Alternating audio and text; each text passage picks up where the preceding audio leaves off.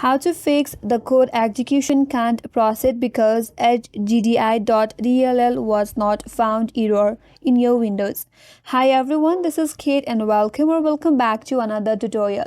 And on today's video we will see how we can fix if you have an error that is the code execution can't proceed edgegdi.dll wasn't found. So without any further delay, let's get started with this video.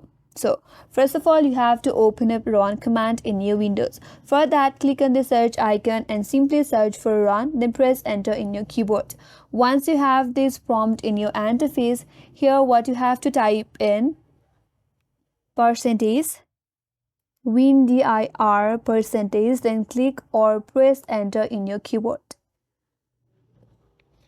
Now, once you're here, you have to look for a folder that is syswow64.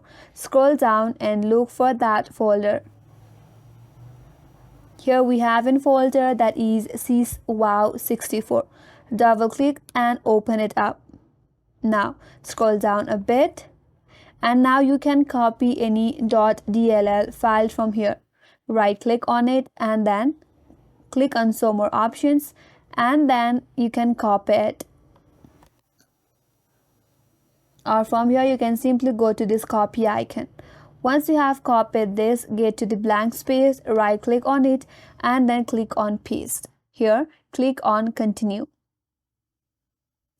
Once done, navigate to this file. Now you have to rename this file. Now rename this file as edgegdi.dll. Then you can come over this blank space and click here.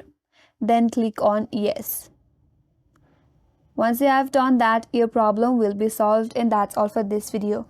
Hope this video helped you. If you're new to our channel, consider subscribing. Thank you for watching and stay tuned for more tutorials.